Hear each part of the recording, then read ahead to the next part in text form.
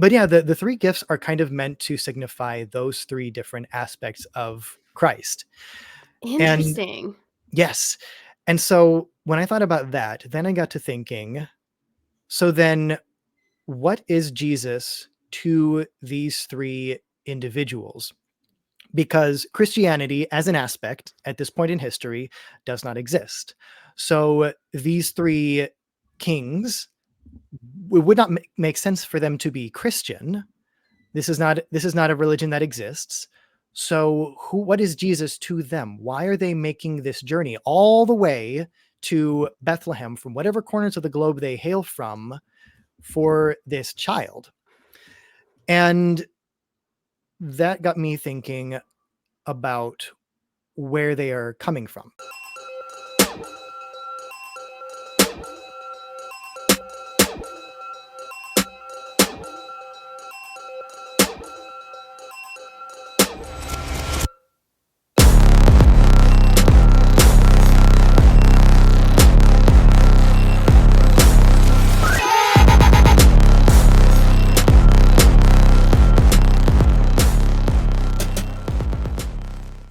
Chase, Wheaton-Werle, thank you Mhm. so much for joining me on Growing Up Fundie. I'm so excited to have you on the show. For anybody listening who is new here or is not new here, I've known Chase for going on 10 years now at this point, I think. Yeah. We hobnobbed back in the Chicago arts community, and you're still there and you're crushing it. And now you're here to Mhm. talk about some stuff you've got coming up and some stuff you lived through as a child. But enough Yeah. for me. Tell us a little bit about yourself. Who are you? What do you do? Yeah. It's really been great, like getting to catch up with you again after a while. And it's really cool to see all the stuff you've done since leaving Chicago. It's Thanks. really, really cool. I'm so happy to Thank be you. part of this program. Um, Yeah. but yeah, about me, I grew up in California till about I was 13 years old. Moved from there to Kansas City, so a bit of a culture shift from a much more liberal Yeah. focused growing up to a much more conservative, more religious present kind of culture. Yeah. Um, and then from there, still kind of staying in the Bible Belt area in college, and then from there went straight up to Chicago right out of school. I'm an actor, playwright, um, did a little bit of other writing, some screenplay. I do remember first couple of years in Chicago writing a web series that I did with my roommate and best friend that you were also had a Yeah. cameo in an episode. Yes. Yeah, that just popped up in my time hop not long ago, like just a couple weeks ago. Long time. Yeah, how serendipitous. And here we are. Here, it was meant to be. Yeah, I just have a lot less hair than I did then, I think. yeah, I yeah, think that's that's the big right. difference. I feel like I remember the a little bit of like an undercut. Yeah, I had the shaved head and then like the long hair on one side. Yes, yes, Yeah. yeah, I do remember that. Um, but I never really had a much of a religious upbringing. My We didn't really go to church for anything other than a kind of after school programs maybe on Wednesdays. So it wasn't really for religious upbringing, but more Yeah. like we're both working and we cannot have you unattended right now. Yes, yeah, like casual Baptists, just very casual creasters. You know, you got your Christmas and Easter in there, and then the rest is just babysitting, basically. Yeah, yes, very much so. Um, so Do yeah, do you remember anyone that you grew up with? Like, were all of your friends in your circle pretty much the same way, or did you have any kids you went to school with or anything like that where you're like they're a lot more serious about this than my household is? um, my closest friends in California, at least when I was like small child, one one had an Armenian family, and the other was Oh, from China. Um, and that family, the Ings, they were interestingly enough much more Christian than me or my other like best friend were. Interesting. Yeah. And I remember specifically a story that they told us about first moving to America and how they were struggling. And the anecdote that they told was that, they were falling on hard times, and out of nowhere on their front porch one day they opened up and there was like a gift of significant monetary value for them, that really got them through some hard times. So Whoa. yeah, so I don't remember much other details of the story, if they spoke with their congregation and maybe like that church raised money for them, or what have you, Wow. but yeah, they just found like a very generous gift of a lot of money given to them Wow. out of nowhere, and they thanked God for it, and they it was really a strengthen their conviction, their faith, and uh, because for them, their faith got them through that hard time by Yeah. just like having faith that the Lord will provide, and for them, the Lord did. Yeah. So in that instance, that was where I kind of first clocked like, wow, for this family, religion is a much higher presence than in mine. Yes. Yes. Um, and then of course moving to Kansas City, Missouri, a lot more present in the neighborhood, in the Yes. suburb that I walked around in. A whole lot more crucifixes on the doors, Yes. a whole lot more football Billboards. team billboards. Mm. And for me, what struck me the weirdest when I first moved, was in school, were the kind of like Christ shirts. There was a shirt that kind of had like Jesus Christ across the front, but in like the Coca-Cola font. And Yes. I was really confused by that, because I thought, is that a joke? Is this kind of poking fun at Jesus in some way? If it's so, I have No. no idea what it is. But no, it was completely in earnest. Like, it was Yes. cool to have Jesus Christ in the Coca-Cola Yes. font, Yeah. to Did have you it guys have tied the to a breadcrumb and fish instead of Abercrombie and Fitch? Did you guys have those? No, but that's really funny. I kind of picked up on what the point of those shirts was whenever I pop into like a convenience store or a truck stop, and then I'd see those shirts just on the side, like um Jesus is my hero instead of guitar hero, or something like that. I'd be like, okay, these are like Not like kind of, other girls. yeah, I exactly like don't that. play Guitar Hero. Yeah. Yeah. That's wild.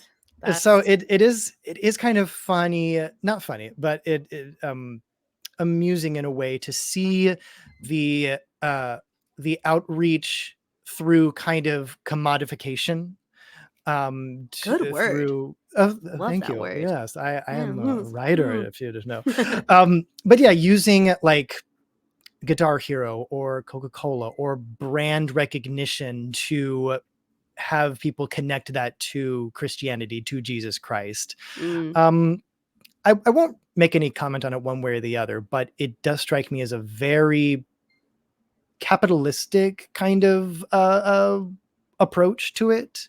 Doesn't it? Doesn't Yeah, it strike you as such, which I find interesting? yeah, a little bit, Yes. and I don't know if it works for you, it works. I won't comment one way or the other. I'm not part of that community, but it does seem like something that would have a place in America specifically, as a very Yes. capitalist focused Yes. culture.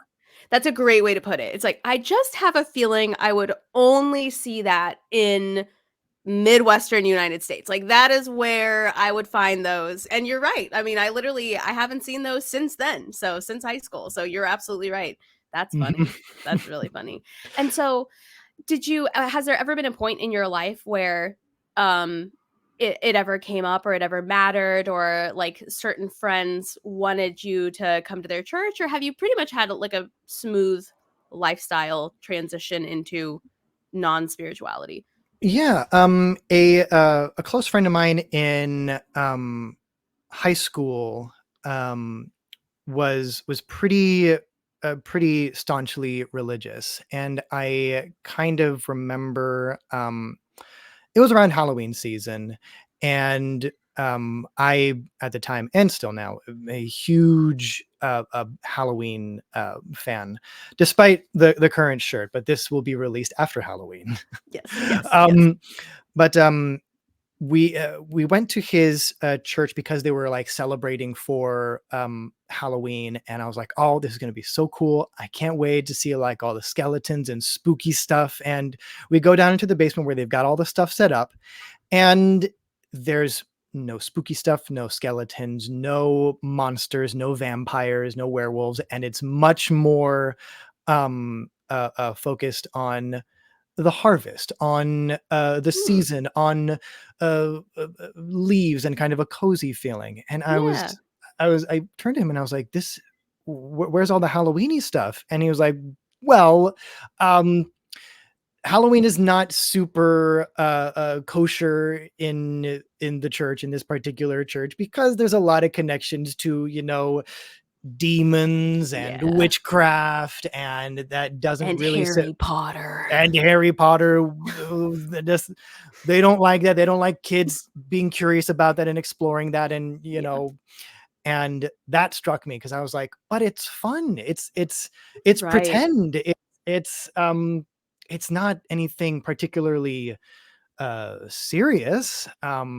And he did not necessarily try to convert me, and it didn't really Yeah, yeah, put our friendship at all, but it was something that kind of struck me as a strong delineation between his upbringing and my upbringing that had never really like occurred to me before. right. Um, but for the most part, um, there there hasn't been any situation, thankfully, that has been any kind of deal breaker in my relationships between necessarily my parents, my friends, my classmates, my other uh, theater artists, um, which has been a boon. I gladly have not had to unfriend anybody on Facebook because of that. Good. That's good. Um, yeah, yeah, uh, And I feel like yeah. with the theater community, one of the last experiences you're gonna have is somebody being so conservatively religious while being active in theater that they, remove themselves from your friendship. Yeah, I don't see those 2 worlds colliding at the same time. I've talked to lots of people who grew up very, very, very fundamentalist or evangelical and later got involved in theater once they'd, deconstructed, but I don't imagine, maybe I'm wrong, I just don't remember there being a lot of evangelical actors in Chicago, Illinois. Oh yeah, certainly not, and especially not in a as liberal a city as Chicago is, Yeah. because yeah, like you say, the a lot of the culture of these stories that we kind of tell through theater lean a lot more to kind of pushing against the norms that very evangelical communities Mm, are kind of built on, that yes. they need these norms and hierarchies to be in place and not challenged or Yes. pushed back against. And a lot of like theater and a lot of the stories that we try to tell in theater are basically challenging stuff. They like they say, they put up the mirror to society and they say like, does this do these roles, do these gender roles, do these like views on sexuality serve us in this way? Or are they kind of destructive and a little traumatic? Yeah. So because of that, that I can see that being why a lot of folks would deconstruct and find theater as a place where like I now feel seen. I now feel like Yeah. I can be myself, and I can use this to unpack a lot of the trauma from these communities that I experienced growing up, and I don't Yeah. need to worry about judgment from my fellow actors, because again a lot of the theater community, especially um, these days, that we're being a lot more cognizant of, is building safe places where people can feel vulnerable, where they Yeah. can kind of be emotionally open and available, without worry of judgment or Yes. damnation or anything close to Yes. that.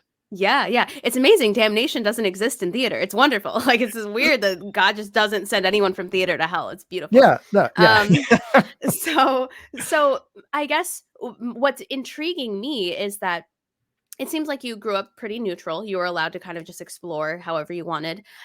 how does one go from that background to then writing a show about someone struggling with their faith a little bit? Like what inspired you to create that character? Because I was expecting to hear that you yourself had struggled, but it sounds almost like you're writing about somebody who is kind of a different experience than what you had. Yeah, very much so. It is kind of an interesting product to come out of my particular upbringing, my particular relationship with faith, or I guess non-relationship with faith. But to kind of give a little context, the show that I'm opened just this weekend by the time this episode comes out is called Wise Guys, the First Christmas Story. It is about the three wise men traveling to Bethlehem. It's kind of a road trip comedy as we get to see all the different meanderings and hijinks and trouble they get into on the way across the desert to go see baby Jesus. And to kind of give a little bit of context on where this came from, um, as is wont in the Christmas season, you'll hear Christmas songs over and over and over again, and sometimes they'll just stick in your head, and you'll just kind of really pay attention to the lyrics, they just like stick in your head. And for me, it was "We Three Kings," and as I I listened love that to it, song. yeah, it's a really really good song. Beautiful song. And as I was listening to it, and it just kind of was a little earworm, I started to think, who exactly are these three kings? Are they leaving their individual kingdoms unattended to go on this journey? Is someone going with them? Do they fear being exposed or unprotected on this journey? What happens if they don't make it back? And I just dug into it more and more. And the more I thought about it, the more I'm like, okay, I am legitimately curious now. I need to find out what this is, who these three are, what their story is. And the more I looked into it, the more I realized that there really is not a lot about these three figures. We Right. see them in every nativity scene all over the Right. place, every Christmas. But in the actual text of the Bible itself, there is, they only appear in the Gospel of Matthew for like a paragraph. It just says that they went to see King Herod. They told him about this new king coming. Herod gets upset. Jerusalem is all in a tizzy. And then Herod tries to trick them by saying, well, when you get back from worshiping the new king, come to me so I can find him and worship as well. And then the three wise men go to visit Jesus, and they pay worship, they give their gifts. And then on the way home, the angel Gabriel says, don't go back to King Herod. He's trying to trick you to revealing Jesus's location. And so they agree not to go back. And then when they leave, they vanish again from any biblical or historical record at all. Which is so interesting because they literally saved Jesus's life by not revealing his whereabouts. So you'd think there would be more about them. That's very interesting. Yes, yeah. And so the more I dug into it, the more I was like, well, what about them? What else is there about them? Because we pictured them in all these robes, but the robes aren't mentioned in the Bible. They're depicted as coming from different places of the world, but that's not mentioned in the Bible. And it's not even mentioned in the Bible that there were three of them. The only reason that we connect the number with three is because that was the number of gifts. There was gold, frankincense, and myrrh. Oh. Yeah. There are even some Eastern Orthodox faiths that believe that there were as many as 12 wise men. Yeah, it's wild. And they only brought 3 gifts? How Yeah, cheap. I know. This is from all 4 of us. Yeah, you guys are kings and you couldn't bring 12 gifts? What a bunch of losers. Yeah. And so I dug into a little bit more, and I thought, okay, so what about the gifts themselves? Why these 3? Why gold, frankincense, and myrrh? What do they mean? And a lot of that is kind of spelled out a little bit in the song itself. Because the gifts themselves, and I'm sure a lot of your audience may know this already depending on their own upbringing, but it was a learning experience for me, that they each represent an aspect of Christ. That gold was representative of his nature as a king, a newborn king, uh, uh, which for like the Jews under King Herod, they're pretty happy to see King Herod go. It meant a big deal to have a king other than Herod to lead them. Um, the frankincense is it's like incense. It's used in sacred holy rituals, so that was an aspect of his God side, his deific nature. And the myrrh was a kind of an expensive perfume that would be used to often mask the odor of the dead, and that represented his mortal side. So Oh, I'm these, writing all this down. I didn't know any of this. yeah, it's fascinating, and That is fascinating. it's kind of mentioned a little bit in the song "We Three Kings." They kind of tie to like gold for like him as a king, and frankincense because you are God, and if for myrrh, something about in the cold tomb. So there's a little bit of sprinkling of that metaphor in them, but yeah. So I'm looking those up the lyrics as we gifts, speak. yes, thank you. Um, but yeah, the three gifts are kind of meant to signify those three different aspects of Christ, and Interesting. yes. And so when I thought about that, then I got to thinking, so then what is Jesus to these three individuals? Because Christianity as an aspect at this point in history does not exist. So these three kings, it would not make sense for them to be Christian. This is not a religion that exists. So what is Jesus to them? Why are they making this journey all the way to Bethlehem from whatever corners of the globe they hail from for this child? And that got me thinking about where they are coming from. And in some traditions place them all coming from Persia, because the term magi, as they're often remembered as magi, the three magi, is a Zoroastrian term for like a stargazer, an astrological scholar.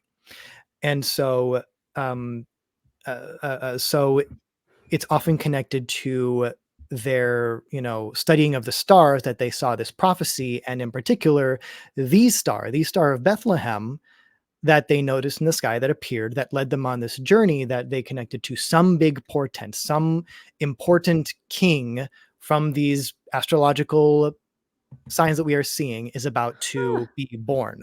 So we need to travel to Bethlehem to witness it happening. um, and the more I thought about it, the more I was like, I really want to know what this journey looks like. What did they talk about on this journey? What did they expect when they got there? Did they expect to see a baby in a manger amongst stable animals at the edge of this little shepherding town? Or were they expecting something grander, like in a massive palace, like in Herod's palace? And the more I thought about it, the more I was like, this this could be a really interesting story to explore. So Yeah. to kind of wind it back to your question about like a struggle of faith, um, what I kind of wanted to explore with these three individuals was, what does Jesus mean to them, and how do they deal with it being different from what they're expecting? So, for example, I made the decision to kind of go with the tradition that the three wise men come from different parts of the world. Because I figured it'd be more interesting to have these three characters be very different from each other, have very different Yeah. backgrounds, Yeah. have that dynamic to explore. So um, that also came from. I know. I'm sorry. I'm going on a few different No, tangents here as I'm trying to continue. connect. Yeah, continue. Um, but there are, because we only have that actual textual um, paragraph in the actual Gospels. My next question was, how do we get these other individual portrayals of them? And as it turns out, it we didn't get it until like religious artwork from the Middle Ages that actually started to portray them as distinct individuals, with distinct names and distinct backgrounds and distinct ages. So it's kind of an interesting parallel to how a lot of different aspects that we kind of picture as being set in stone in the Bible are actually formed from artwork from like the Renaissance or the Middle Ages. Such Interesting. right, like our current, again, sorry, another tangent, but No, go for it. um like how our a depiction, how we normally picture hell is really more from Dante's Inferno. Like that is what kind of solidifies what we picture as hell, not Yes. really what the Bible describes as hell. Right.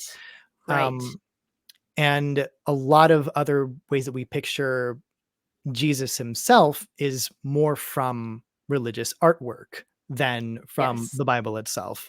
Yes. I don't mean to scare anyone listening, but Jesus was not Caucasian. Like, I'm 100%. I know that's a lot to take in.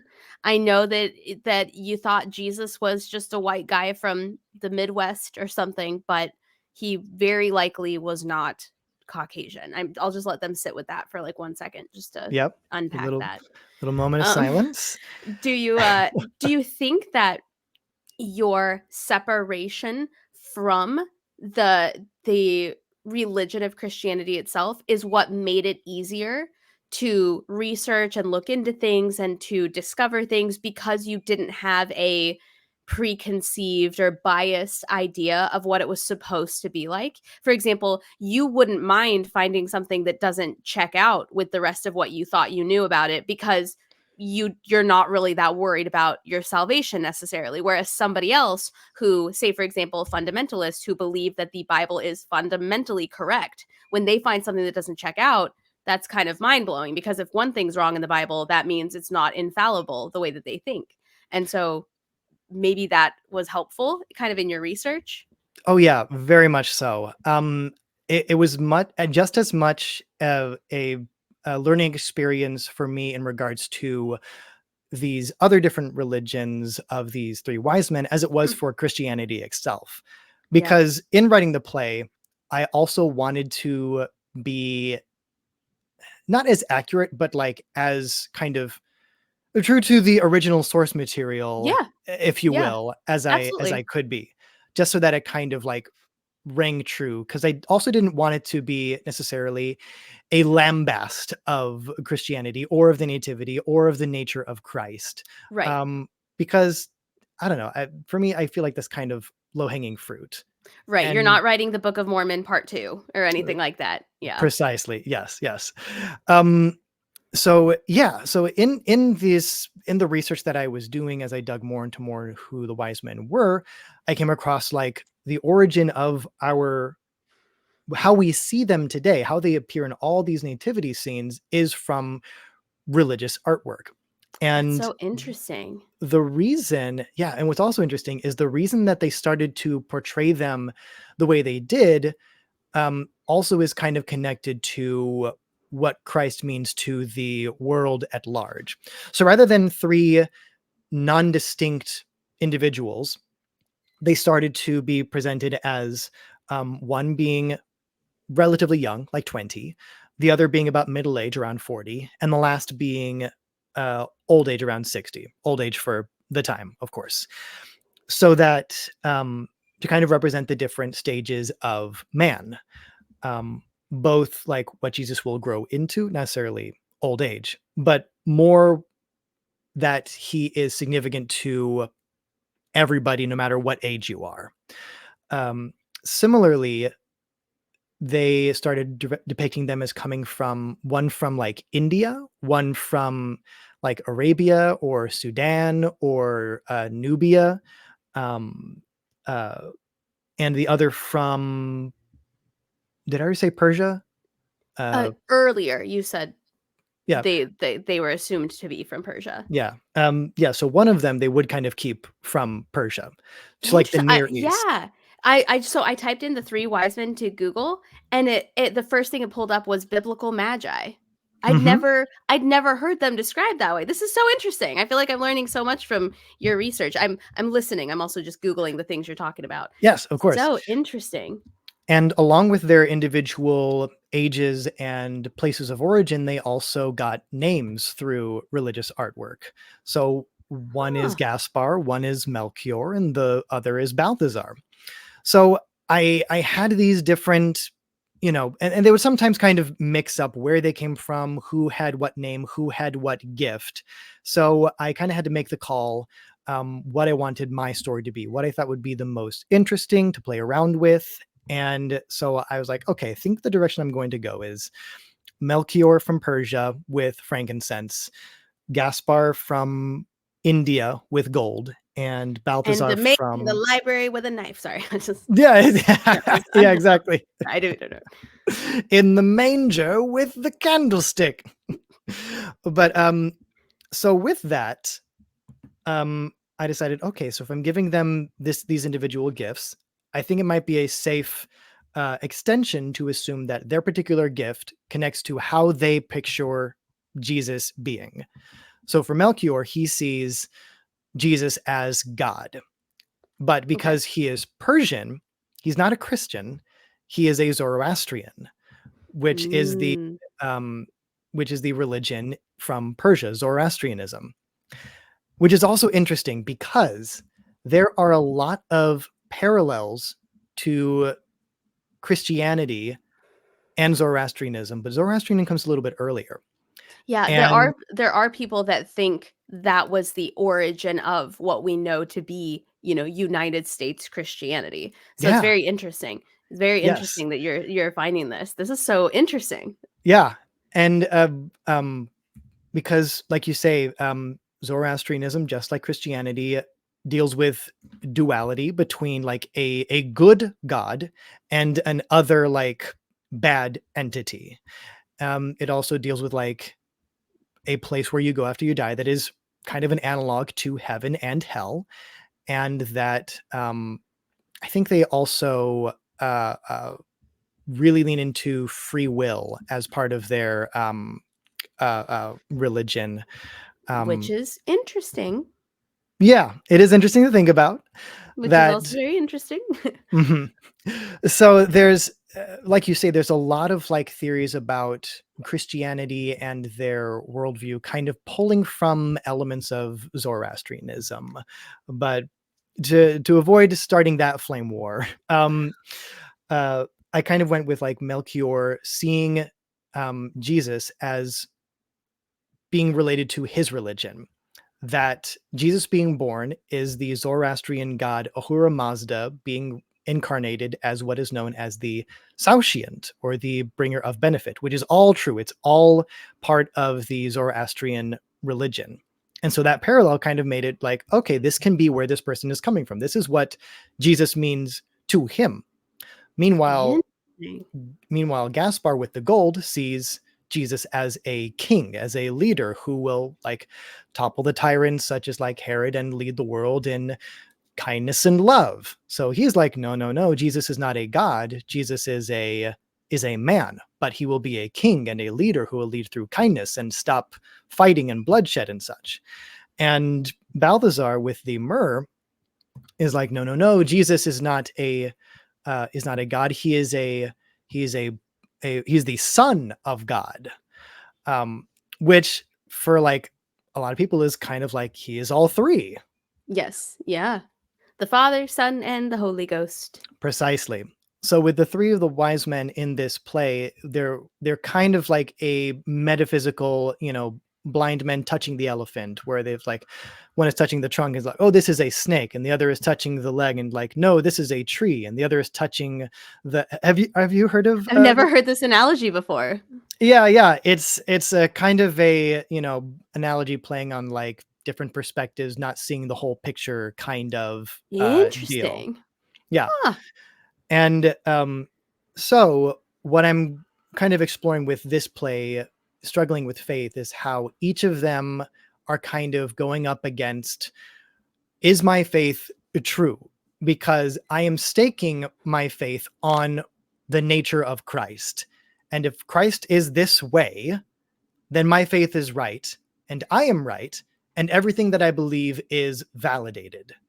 But if Christ is not that way, if Christ is not a God, or if Christ is not the Son of God, what does that mean about my faith and everything I believe in? How do I handle that? How do I reconcile this? What do I do? And it kind of poses the question that it can be many things. It can be, um, Christ can be many things, not necessarily just one.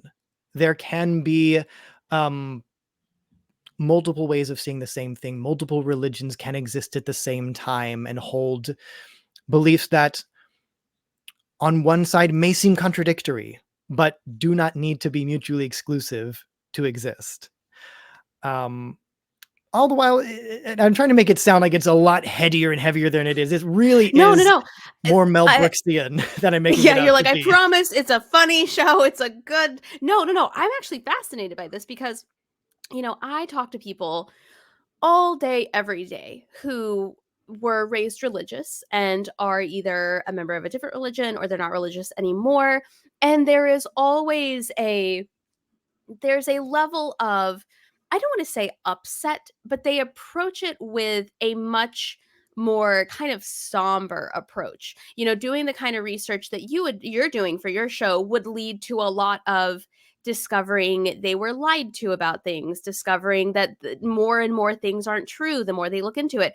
And so it's fascinating to hear from somebody who has no stake in the game whatsoever, to just be like, "Oh, here's a bunch of stuff I found out that doesn't line up. Interesting. I want to look more into it." Where most people that I talk to would be like, "Dad, gummit, I knew there were more lies. I knew there were more lies."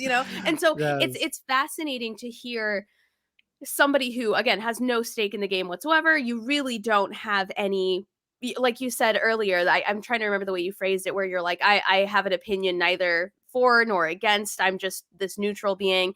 To look at the actual biblical text and the facts, or the historical evidence, so they say, as they know it, and to come up with ideas and answers to your questions, and then just like be able to do something really interesting with it. There's a lighthearted positivity about your experience that I really enjoy, that I'm really enjoying, because at the end of the day, the Bible is, to an extent, a historical document. And so it's interesting to hear somebody just have a good time with it, to have fun with it and see where it can go, and to not have that layer of like betrayal that goes with it that so many people have.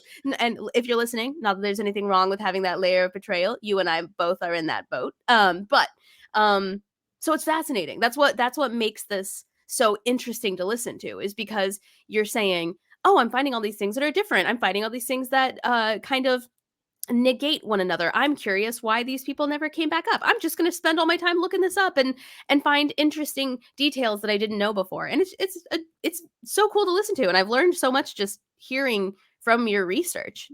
Very Yeah. cool. Very cool. It for sure made the research a lot easier because I don't necessarily have a worldview at stake Yeah. in Yeah. investigating it. I being able to treat the Bible as dramaturgy more than Yes. rules for the universe and how we understand it. And Um, eternal damnation and exactly, many other exactly. things. Yeah. Yeah, whenever you get to look at the Bible without the lens of damnation, it's a totally different book. I highly recommend people checking it out without the lens of damnation. It's a much Oh yeah. different read. Absolutely, Yeah. absolutely. And another kind of like uh, on my own personal path on how I kind of landed at the exploration of struggling with faith, or like looking to a particular event being true, or like Mhm. something having to be true to validate your faith, Mhm. was a different kind of like things that I found in, say, a lot of like National Geographic articles that are saying things like, was this the Garden of Eden? Is Yes. this the remains of the Tower of Babel? Or is this the thing that the Bible said happened? Is this how like the Red Sea parted or Yes. whatever? And that kind of struck me as I was watching or reading those things, because for me, as looking on the outside of Christianity, I had kind of interpreted a lot of those events as fables as Yes. stories to like teach you lessons or ways to live your life Yeah. as kind of analogs, Yes. not as things actually having to have happened. Right. Right. And I still thought that like there is value in something, teaching you something that is not necessarily true. You can still take away a good lesson from, I don't know, the story of Cain and Abel. Yes. Don't kill your brother, or like learn to manage resources with each other without resorting to murder, Yes. without Cain and Abel actually having to existed. Right. So 100%. I've always thought that. I've always thought that the stories of the Bible were very much like you said, Aesop's fables type. Here's a story to get across an idea we're trying to tell you. And then somewhere along the way, somebody said, no, no, this really happened. This really happened. Jonah really did put all those animals on the ark. And we're like, no, I think it's a story about, go, no, no, no, no. It happened, right? And so mhm. I if you look at the Bible as a series of metaphors and fables and things to learn from, it's a valuable source of many lessons. But if you look at it like this is factual, this historically happened, yes, that is the Tower of Babel, it's like you're gonna be disappointed, I think. Yeah. It's gonna be And disappointed. that really kind of stuck with me when I saw, those articles or those videos, because to me, I didn't really think it made a difference Right, whether or not if this location really was the Garden of Eden. right. And those endeavors kind of frankly confused me, um, because like I said, I didn't think it would really make a difference. And so that kind of I kind of took that exploration, that need for a thing to have happened in order for it to have value, into the story, and how these wise men are treating Jesus as validations of their own faith. That this has to be the case, or else how I see the world is arbitrary. It is wrong. It is now confusing, and it doesn't make sense. Um, Yeah, and so that for me in regards to, like, struggling with faith, is kind of where I took my own, viewpoints or my own curiosities about the nature of faith and how people struggle with it into the story. Yeah. And I hope that folks who, watch, who come to see the show, please do come to see the show. It's a Yes. lot of fun. I promise it's not all super heady. It actually is a really funny show. Lots of Mel Brooksian humor. There's a couple poop jokes thrown in there. We love a good poop joke. Yes, yes. Bring the kids; they'll love it. Yes. Um, but I lost my point. Oh, I hope that folks who do come see the show can approach it as, if they do have very fundamentalist upbringings, or they do have similar strugglings with faith, they can kind of see these three wise men and their struggles as like a sort of like analog to approach it, and not necessarily like, staring down Christianity and the faith and thinking, what do I do with this? And Right. there's a little Right. bit of a buffer with these characters. Right. And I will say, speaking for myself and a lot of my audience, deconstructed Christians have a great sense of humor. They have a Oh, great good. sense of humor. Some of the memes I get about deconstructing on Instagram are just primo. So that is one thing you can guarantee, is that if anybody's listening to this and they go to your show, I bet they're going to have a phenomenal sense of humor. Oh, good. Um, yeah, but that's so interesting. And so, in your process of writing this, first of all, how long did it take you to write this, if you had to guess? It took about 3 years. Wow. Yeah, I was kind of doing a lot of writing while I was working at my office job. Like, whenever I Yeah. had a little slow time, I would just be like, "Okay, I'm gonna pop into this Wikipedia article and look to see if I can find anything on, like, the Magi that I can, like, pull from. How can I make a character out of this? Oh, this is a good line. I'll write this down." And just a whole bunch of scribbles on this massive, like, Google Doc. And then after about 3 years, I was like, I think I've got a solid draft. I think I'm going to pitch it to the Factory Theater, who I've started working with, and I like them and they like me. I think I'll see if they want to put it up. And I sent out the email to them on April 2020. Oh When no. Yep, Oh yep, no. yep. No. No. Oh Yeah, no. so, my first full-length play getting written, and I send it in when the entire world shuts down. So it's kinda just been sitting on the back burner, just kinda percolating for another 3 years, I am so and sorry. I'm yeah, so sorry. it was never a good time for anybody. As every person I meet has had some big thing for 2020 that just got Yes. Yes. I don't know if you remember this, but I was literally opening a comedy club in April of 2020 on No. Belmont. I Oh my was. gosh. I was Like, like, opening it as, like, a manager?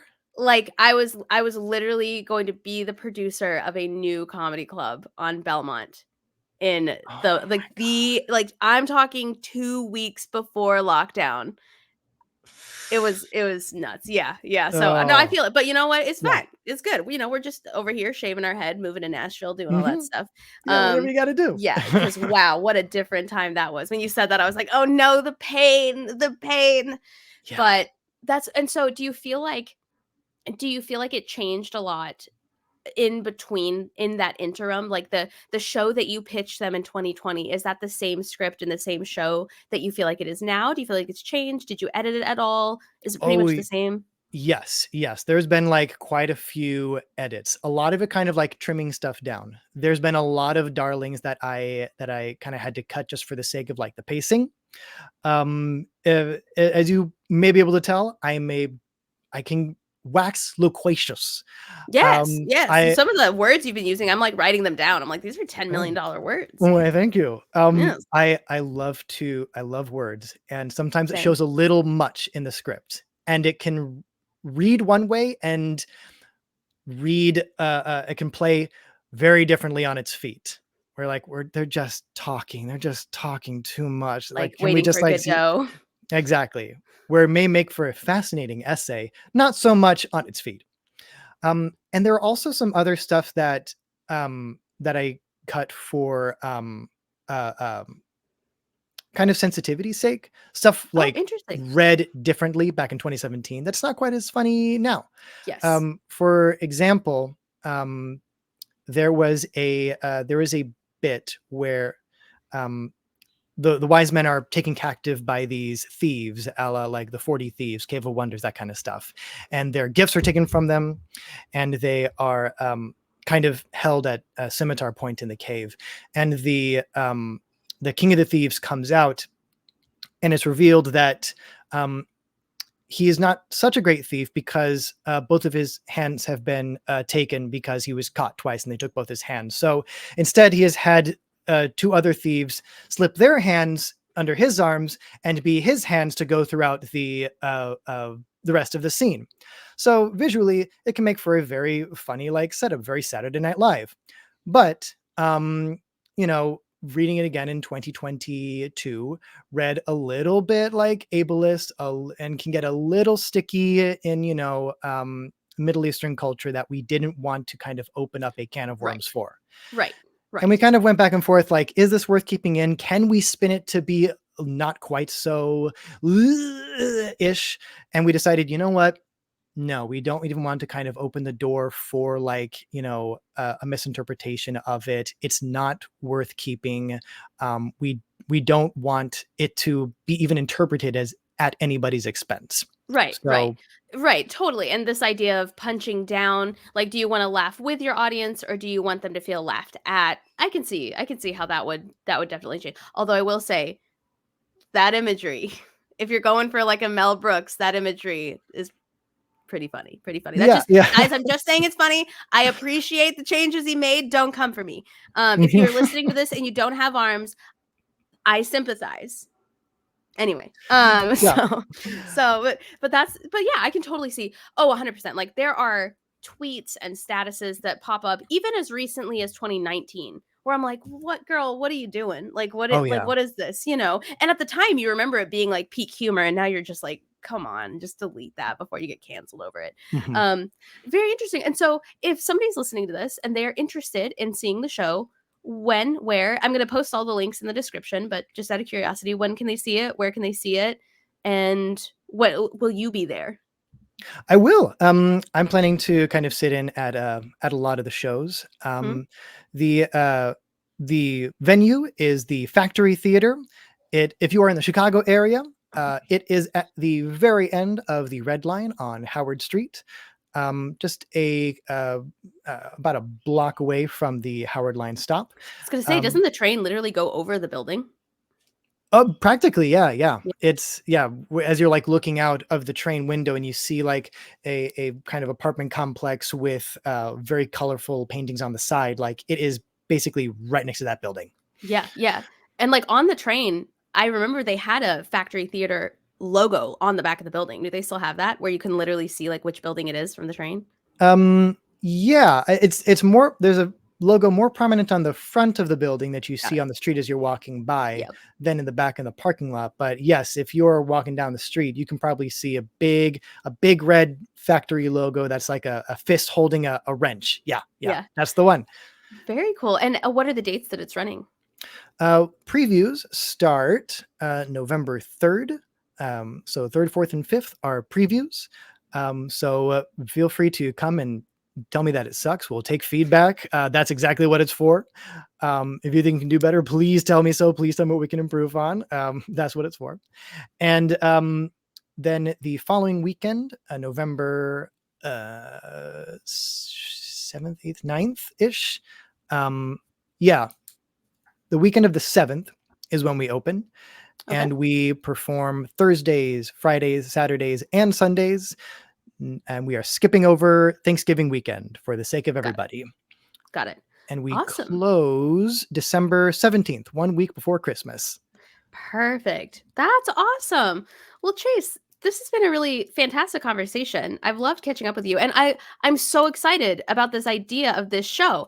I don't know what I expected, but what you were telling me is it's so well researched, it's so well written, and I can say from personal experience that if anybody is going to do a really great job of being respectful of religions they're not a part of, that's you. Like, if I had to Oh, trust anybody to direct a show or a movie or write a script about the experiences of individuals who are from, like, religious backgrounds that they're not from, I know for a fact that this show, you've taken the utmost care to make it funny, to make it respectful, to make sure that people, again, are laughing with you, not being laughed at, and I think it's phenomenal, and it sounds like you've done so much work. Like, I've literally got, like, 10 windows pulled up that I'm gonna be reading on after we're done here because I'm just so fascinated by what you've told me.